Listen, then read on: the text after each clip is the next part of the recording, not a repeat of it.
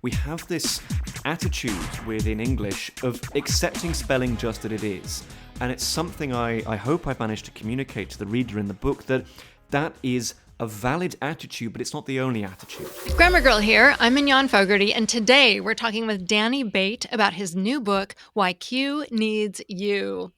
Danny Bate is a linguist, writer, broadcaster, and podcaster who is fascinated by the study of historical languages and etymology. He also has a podcast called A Language I Love Is ... where he talks about different languages, everything from the constructed language Navi to Old South Arabian. He has a PhD in linguistics from the University of Edinburgh, and he is talking with us from Prague. Danny Bate, welcome to the Grammar Girl podcast. Thank you so much. Seriously, thank you so much. It's a great pleasure. As a big admirer of what you do, it's delightful and pretty surreal to be talking to you all the way from Prague to the West Coast. So thank you for having me. I know. Well, it's exciting to have you here because I loved your book. It was fascinating. And you started out by explaining how we actually got from hieroglyphics to an alphabet and the conceptual leap that was involved to get there. Absolutely. I mean, it is this landmark in human history. I really feel that in that, at least, I cannot beat around the bush. It is, and it's an incredible piece of technology that is so successful that we kind of take it for granted today. You know, our letters are just so familiar. We learn them at such an early age, and we, you know, I wanted to write a book that, among other things, is a chance to celebrate our alphabet and for the most of us, myself included, as the writer, to reacquaint ourselves with the alphabet and where it came from. So as you correctly say, it is ancient. It has this really, really early origins in the Kingdom of Egypt. So anybody who loves their ancient history out there, there's lots of Egyptians and there's lots of Phoenicians and these people who were absolutely crucial in getting the alphabet started. Although indeed, when it was happening, I really think that the people who got the alphabet off the ground may not have fully appreciated the significance of what they were doing, and indeed it may not have been appreciated by the society at large. I think it's not too much of a stretch to say that these people that we can thank for our alphabet are working very much in the shadow of grand Egyptian culture at that time. Probably very humble people. Almost certainly they are foreigners, let's say first, second, or third generation immigrants to the Kingdom of Egypt. And because of that status, because of being outsiders, especially linguistic outsiders, the alphabet is born, basically, to suit their needs, and everything follows from there. Well, how did they get from the symbols to the letters that represent sounds? I mean, lots of people are involved in this. Unfortunately, I can't just point to one particular individual, some scribe working in Egypt. And it's a lot of people. It's international cooperation between nations, this project. Essentially, it all begins with hieroglyphs. If you can picture hieroglyphs, you may have seen them, inside the sarcophagus of a mummy or in some great tomb in Egypt or something like that. They are the symbols that write down the ancient Egyptian language, which is its own thing. It's what Egyptians spoke at the time.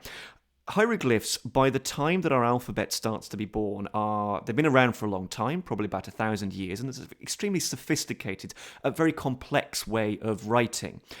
You have lots of ways of using a particular hieroglyph. It could stand for one sound, two sounds, three sounds. It could stand for an idea, an object, usually the object that it appears to represent, because hieroglyphs are usually pretty obvious what they are meant to represent in the minds of Egyptians at that time. Or indeed, they could represent the category of the thing that you put that hieroglyph next to, whether it's a man or a woman, a pharaoh, a priest, or an animal, something like that. What seems to happen, the key thing that gets us from hieroglyphs to our alphabet, our letters, is that this group of people that I mentioned earlier, these kind of outsiders, streamline that whole system.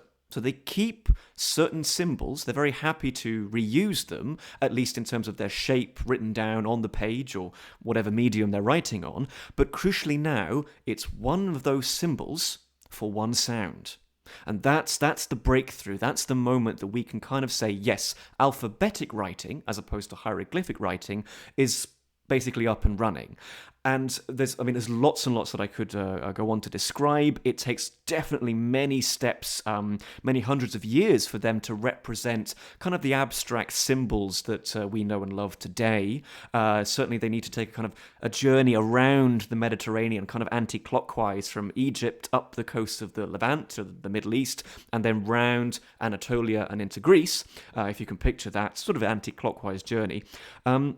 Lots and lots of kind of hands that they need to pass through before they stop looking like things or stop looking like hieroglyphs. But that idea, one symbol for one sound, from that point, we have an alphabet.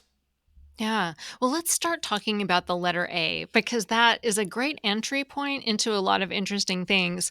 For example, like I didn't know that, and now I can't remember what the symbol, the hieroglyphic symbol stood for, but the thing that the hieroglyphic symbol stood for, they typically took the first sound of that and assigned it to the symbol, right? And that's what happened with the letter that became our letter A. But also, it's amazing. It like wasn't a vowel to start with. Mm-hmm. Exactly. So again, not even the shape of the letters, not even the sound that they represent can be taken for granted. Exactly as you say, when the alphabet first gets set up, because of, I don't know, the needs of the speakers and what they wanted to put down in text, it actually stands for a consonant. A consonant, I mean, the difference between vowels and consonants, as I imagine you've explored, is phonetically it's a bit blurry, but vowels are generally these extremely resonant sounds that we can hold for a long time, as long as your lungs will let you. So A is a vowel sound, Ah is another one, whereas consonants are things that impede the airflow. They kind of modify it or stop it in some way. With that in mind, all that I need to say is that it's a consonant when it is first born, which is it's a glottal stop that A originally represents. It's the sound that is super common in English. I mean, every time I begin a word that starts with a vowel, actually, there tends to be a glottal stop immediately beforehand when I speak English. But nonetheless, super common sound, and yet we don't actually have a letter now to represent it, which is just a kind of accident of history and the journey that the alphabet has been down. So, as you correctly say, this groundbreaking change of the way of using these symbols, this streamlining, is all to do with what we call the acrophonic principle. So we have a hieroglyph, we have a written symbol, and it looks like a thing. And in the language of these people who are setting up alphabetic writing, we take the word for that thing that the symbol represents, and the first sound of that word is what the symbol now represents. So take the letter A. To begin with, it looks like it's an ox. It's a head of cattle, basically, literally, a head. And this, in the language of these, we'll give the language a name. They're calling something where they're speaking something called a West Semitic language, so that's sort of related to Arabic and Hebrew today. And the word for a head of cattle in their language, an ox, is an alp. Starts with a glottal stop. It's hard for me to kind of overemphasize it, but it's an alp. Now, the symbol, or the hieroglyph of an ox, stands for the sound that alp begins with, which is a glottal stop. So A equals and from there, we have our letter A. It almost reminded me of the the NATO phonetic alphabet, the whiskey tango foxtrot thing, where the word lines up with the sound or the letter, because for every letter it seemed like it was that way in the beginning, that the sound stood for the first. The sound, the letter stood for the first sound in the word that the hieroglyph represented, and that was Exactly. the innovation that led to the alphabet, right? Exactly. And those words, those full words, I like that very much, the idea of alpha, bravo, etc. Those words they were ordinary everyday words. They were things like houses and sticks and indeed oxen. But that remained for a long time also the name for the letter. So the ordinary word came first, but because of the association between the letter, the name of the letter, and the sound that it represents, it's basically that remained the letter. And so you and I, we still know this ancient word for an ox, alp, because it's still there in the Greek name for the letter alpha. The Greeks continue to use these old names. The Romans, and that's kind of the next participants in the story. They got rid of the names. They kind of again simplified it in favor of something new. But nonetheless, we know this ancient word for an ox because it's there in alphabet. If we were to kind of break up this term, this everyday word that we have, alphabet, these come from two ancient words for an ox followed by a house. Alpha, bet. The alphabet is literally, etymologically speaking, it's an ox house. And it comes from the first two letters, the AB, the alphabet. It's amazing. So and it's so obvious once you know it. Like it's like a light bulb goes on and you go alphabet, AB. And I then hope so. if you were Egyptian, you would know ox house. And the ox reminded me of another interesting thing about the way writing went across the page. Talk about what is like ox plow writing. Exactly. Yes. I mean, this is an important stage in the alphabet's development, in the history of alphabetic writing that I mustn't ignore, even though it seems very strange to us that it's not really around today. Essentially, when the alphabet gets up and running, there's tremendous flexibility in the direction of writing. So long as the symbols are following each other in some sort of consistent sequence, it's possible to write from right to left or left to right, as we do today. But the kind of sister scripts or the cousin scripts of our English alphabet, things like Hebrew and Arabic, they preserve the original or the a predominant original direction of writing, which was from right to left. But there's another one. There's an alternative, which did take off for a long time, which is to write in a zigzag formation, where basically you go in one direction across the page or stone block, whatever you happen to be writing on, and then for the next line, you switch and go in the other direction. So it kind of looks like this. And this, at least by present Back and day. forth. Yeah, back and forth, exactly. Kind of, yeah. This gets a lovely name, at least by present-day experts and scholars, which is boustrophedon, and that's literally comes from the ancient Greek for like the turning of a plough or the turning of an ox. Oxen again make an appearance in the alphabet story that keeps happening, and it's like kind of a furrows of a field, of an old-fashioned field that goes this way and that way and this way and that way, and this is a genuine alternative to straightforward right to left or left to right in the early centuries of the alphabet. It's a way that we find the Greeks writing. It's a way that we find the Romans to a lesser extent, but kind of the other people who were around in ancient Italy at that time.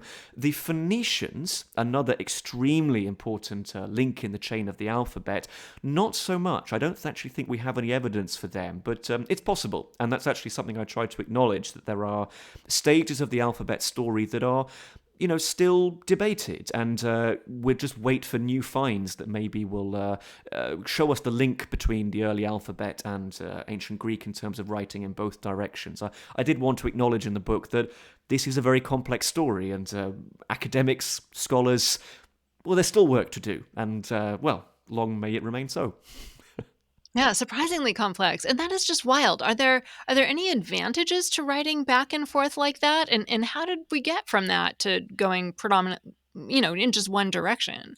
Absolutely. I mean, because of the number of surviving documents that we have that display each of these different possibilities, these three alternative ways of doing it, I think we have to believe that each one had its strengths. It wasn't like the victory of one was inevitable in any way. I suppose that in early alphabetic writing, perhaps when you're writing these texts which are then intended to be read out, writing in one kind of seamless line where you are tracking it and then you drop to a new line may have helped if you're following along with your finger, for example. If you're literally doing this, where I'm reading in one direction, I get to the bottom of the line, and rather than jumping back, it may have helped to continue reading with your finger in the opposite direction too.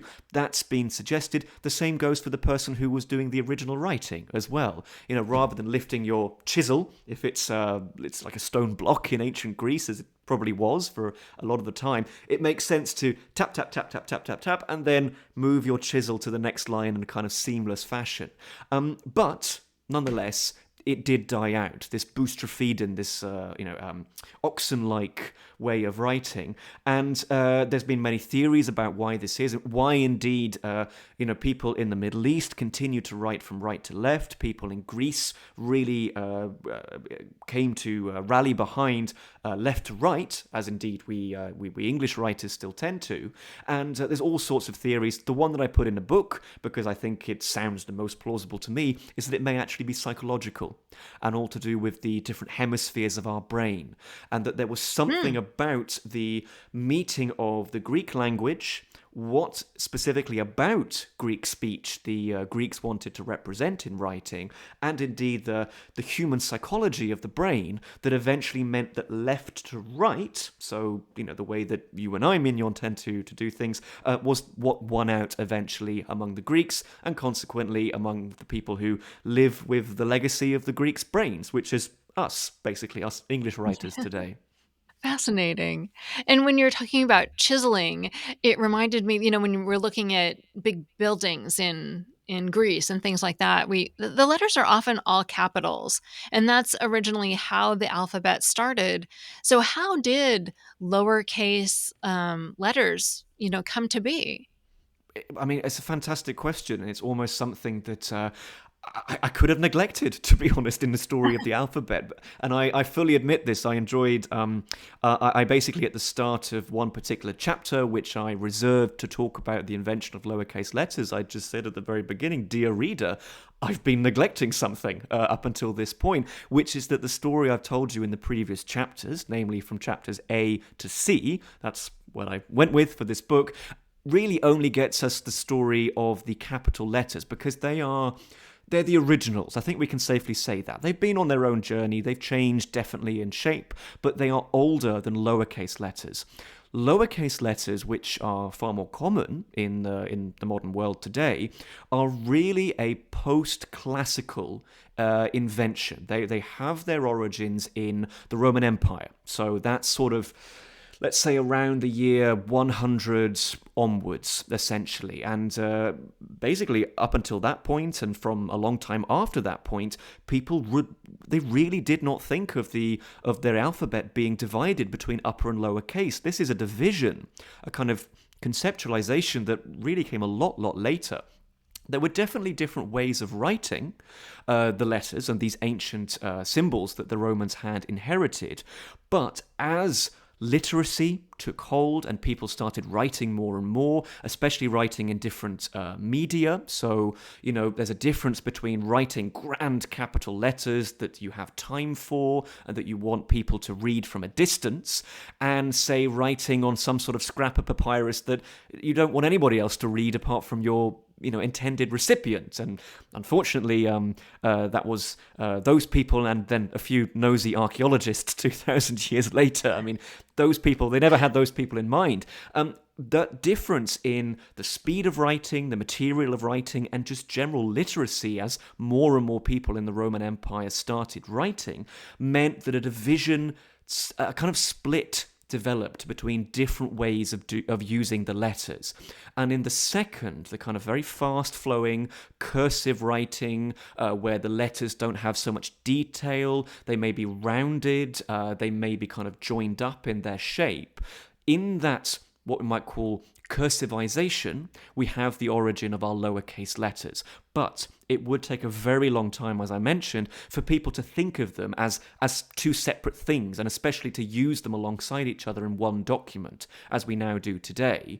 And really, I would say that it's kind of not until the High Middle Ages, maybe from the 10th century onwards, that people think of them as two ways of writing the same letters that you could put side by side in the same document.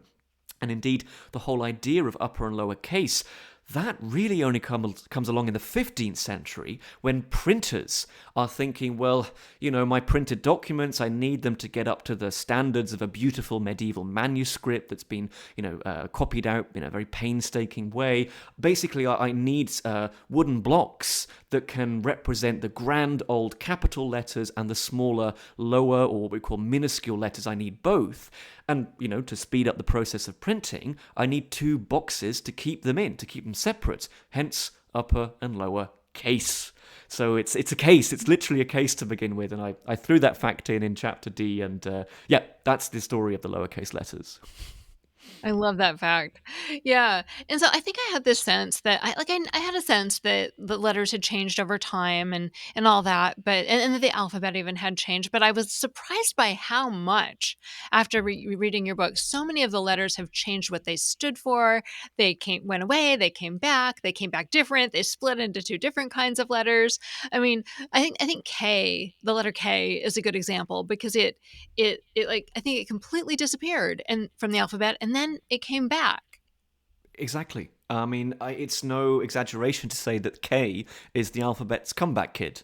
And it's featured twice in that phrase "comeback kid," even though indeed, as you say, it was purged from the alphabet, or indeed a particular branch of the family tree of the alphabet. So take the Greeks. The Greeks have the letter kappa. It looks like our letter K. It's kind of the sister or aunt of our letter K, however you want to conceptualize it. And it's there. It's there in Greek writing. It's still going strong.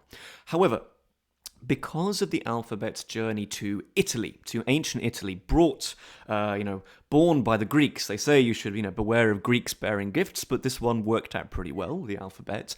But because of that specific journey and the version of the alphabet, what the Romans needed it for in Italy, one thing led to another, and K, the letter K, as we know, it was essentially redundant, and the the Romans decided to eliminate it in favor of redundancy and efficiency, and to replace it in all contexts with the letter C, because for the Romans, due to various kind of accidents of history, the hands that the alphabet had passed through, C and K were now equivalent letters. They stand for K, as they do in something, I don't know, a word like cook in English. They're standing for the same sound.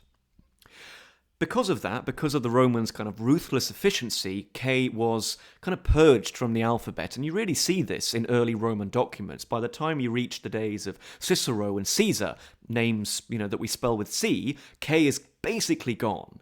And yet it was gone but never forgotten. It remained a kind of intellectual curiosity. It remained something that people maybe knew the alphabet had. People may have had passing knowledge of Greek. And it remained in the, shall we say, kind of toolkit of writers through the Roman period and into the medieval period. And because of various reasons, especially to do with the Vikings again, a word that we spell with a K, these peoples kind of suffused the medieval English language with all sorts of words that C alone just couldn't spell. It was unequipped. It wasn't ready for this deluge of words that were carried over the sea, first from the Vikings and then later from the Normans. Because of this, K made this triumphant return to the alphabet. And I just think it's a perfect example of how there's just nothing that we can take for granted in the way that we spell. Every letter's been on its own journey.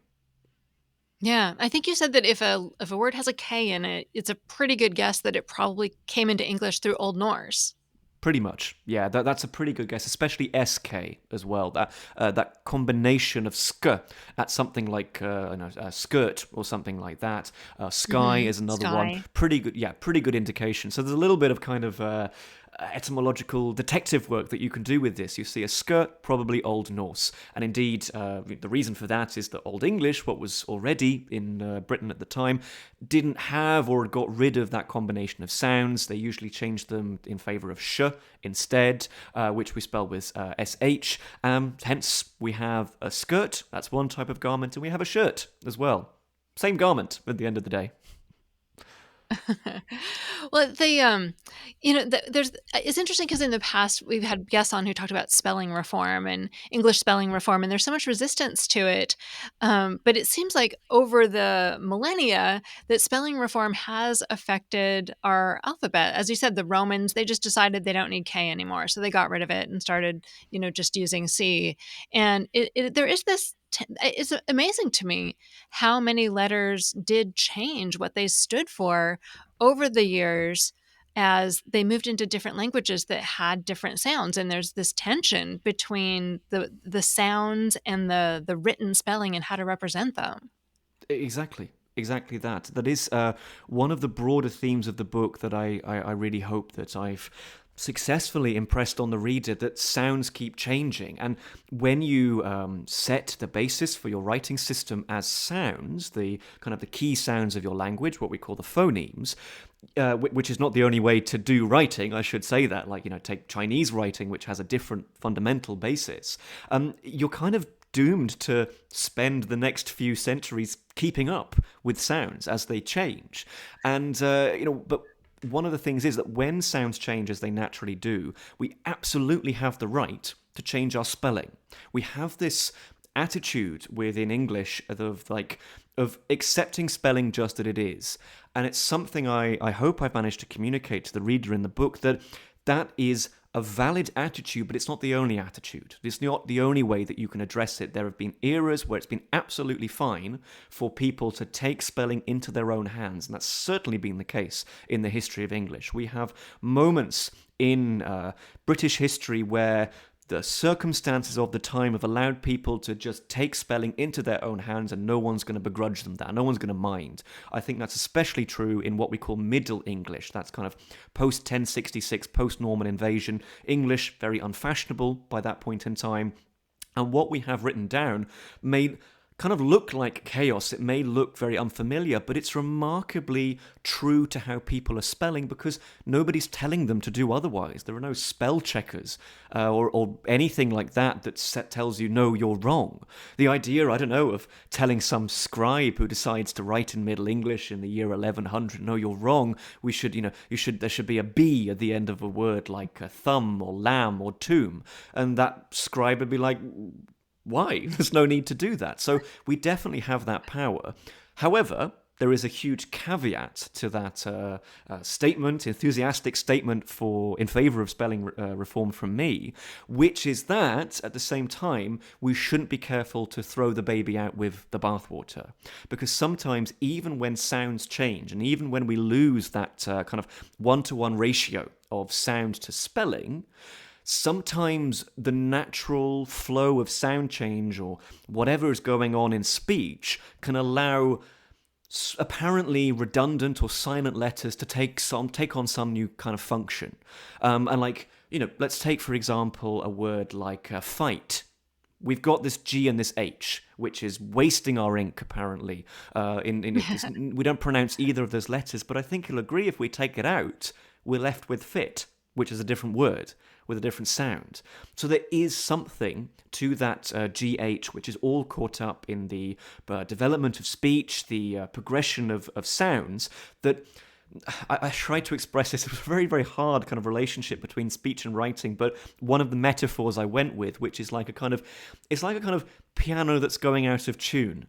Even when it happens, even when one of the keys is going out of tune, if you keep hitting it as a piano player or as someone, having fun with the piano, you'll kind of match up to what it now stands for. You'll kind of associate the two. And I think there's a little bit in the development of writing too. Yeah, you did an excellent job of explaining why we have silent letters, and especially like how they still do work today in the words, telling us how the letters around them should be pronounced. And funny thing, just this morning, I was seeing someone talk about Johnny Ive, who's the famous Apple designer who I think is now at OpenAI. And he streamlined his name. His name is Johnny. And I believe he changed the spelling to make it more, appealing or efficient or to look better. It's Jony. And then I saw people talking about how, well, he did that to make it look sleek, but now half the people aren't sure whether he should be Johnny or Joni when they see his name, because those silent letters that supposedly we didn't need actually were doing work in the name. And you talked a lot about how the silent letters, they're not completely silent, because they're giving us clues. At the very least, they're giving us like hand signals, about what we should be, how we should be pronouncing that word. Exactly.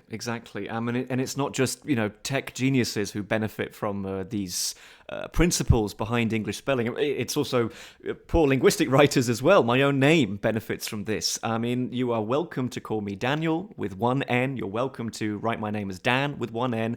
But if you spell Danny, which is what I go by with one N, then I become Danny. So the two N's are contributing something in the spelling of my name. And that's, again, another example of, you want to reform English spelling, go for it. But there are so many things that you do have to be conscious of. All these systems that are kind of working beneath the surface that maybe we weren't taught explicitly in the classroom. I mean, I have to, it was a long time since I learned English spelling because I'm a native writer of English since childhood, but I don't remember being taught this rule of double consonant letters indicating something about the previous vowel, which is what's going on in Johnny, Joni, and Danny, Daney. So all of these things you just have to bear in mind, and hopefully I've communicated the awesomeness of all of this to the reader in the book. Yeah, no, absolutely. I think the last thing I want to talk about is just this amazing reverence that people have for Rome that has shaped so much of our alphabet, and much longer than you might imagine. After the essential fall of Rome, the warm feelings that people had for Roman culture continued to affect our writing for hundreds and hundreds of years, maybe more than 1,000 years. Exactly. Yes, this is true, and that is certainly something that I've got at the book, that writing and spelling reflect their society. They reflect the people who are using them. They reflect the circumstances of the time. So I give the example, I talk a lot about Old English. And Old English isn't Shakespeare, it's much older than that. It's this kind of earlier stage of the language, let's say, between sort of the year 450 AD or CE and the year 1066, or around about that. And I give the example of Old English. I talk about it a lot because they took the Romans' letters, but they knew that they themselves were kind of not part of the Roman Empire. They kind of had a free hand. Even though they respected Rome, it wasn't, say, the reverence for Rome that, say, somebody living in France might have, that really had been a lot more Roman. And so Old English spelling reflects that. It reflects the fact that they kind of had more of a free hand, and they were a lot more ruthless. Like, they got rid of the letter Q. They never used it to write down Old English because this is silly, there's no need.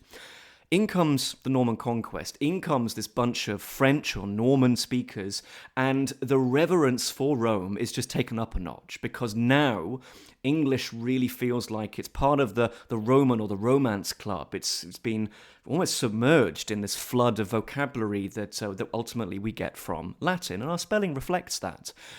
This, I would then say, is then taken up another notch, which is then in later years when we've got things like the Renaissance, where people are saying, okay, we can be as good as the Romans, we can get our language and our culture and our architecture up to their standard, we're getting a lot more texts from the ancient world, we're feeling a lot more classical in the way that we are living our lives. This is the cultural elite, I should say, who are doing this. Then we get another tendency, which is not only to use things like Q and use things like the letter V, which is a very kind of post-1066 thing. It goes even further, where we're taking our old words that we get ultimately from Latin, and we're bringing their spelling back to Latin standards. So that's things like, putting or maintaining the L in salmon, the fish, or, putting the B back into doubt and debt. And that is, again, another way of doing writing. Like, you want your spelling to reflect your values. And the people who, in, say, like the 1500s, 1600s, they are proud classicists. They're people who love the Romans, they love Latin, they believe that it's their job to get their culture back up to what they see as proper Roman standards, and the spelling reflects that. And you may say, well, that's ridiculous. Like, shouldn't we then take the B out of debt and doubt? You can. Like, that's my answer. You can do that. All I would only say, especially to the kind of the Brits among you, is that it's not a totally unreasonable thing. Like, to the English people out there, people who spell with what's called kind of Commonwealth spelling, I spell a word like realise has a Z sound at the end. I spell that with an S because I see that as British, even though, phonetics tells me it definitely should be a Z, and I have all of, the United States telling me it should be a Z as well. So there's elements of personality that we put into our spelling too. It's not just sounds. Yeah, I love that. And you reminded me, I almost forgot, but we have one more thing we have to talk about because it's the title of your book, Why Q Needs You. So you have to tell us why Q needs you. I mean, the short answer is the Romans. That's it. In a nutshell, it's the Romans. It's a big thing. Them again. And indeed, I mean, increasingly Q does not need you. I mean, there are contributions to our spelling. We've got things like the QWERTY keyboard that I have here in front of me. We've got, I don't know, a concept of Qi, which is coming from China, which is kind of the Pinyin spelling system where there's no U needed. But yeah, more or less, a Q needs to be followed by a U. And we learn this from a very early age. That is all caught up in the needs of the people who are using the letter. The really, really kind of super short history of the letter Q is that once upon a time, way back in the Middle East, in the Bronze Age and Iron Age, it's standing for a specific sound. A sound which I can't really replicate because it's quite alien to me. A kind of k sound with a bit more glottalization involved. This gets passed on to the Greeks, and the Greeks say, we don't have that sound. We'll gratefully take the letter, but we don't have that sound. We'll just keep it for a plain old k sound. This then gets passed on to the Romans, and the Romans, again, like they did with the letter K, say this is kind of redundant. We don't need this letter Q just as much as we don't need the letter K because they're both representing K, and a C alone will do. But the Romans did have the sound Qu. They did have this. They did have this kind of combination of sounds. We might think of that as a sequence of two sounds in something like queen or quick or, something like query.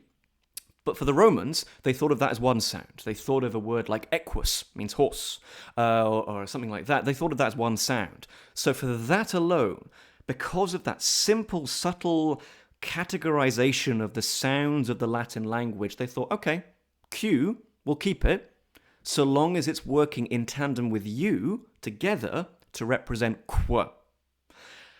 Ever since, Q has needed U. It can only really appear when there's a U following it, because that's the kind of the functions that allowed the Romans ascribed to it, and it's kind of its saving grace that allowed it to save the cull of letters that the Romans often did. So that's it. That's kind of very briefly why Q needs U. Well, it's a wonderful book. Again, it's called Why Q Needs You. We've been talking with Danny Bate, the author. Danny, where can people find you online?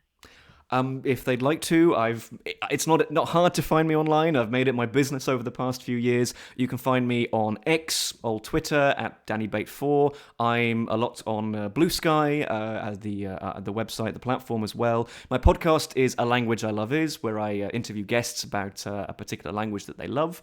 Do my best to make that an accessible linguistic output as well.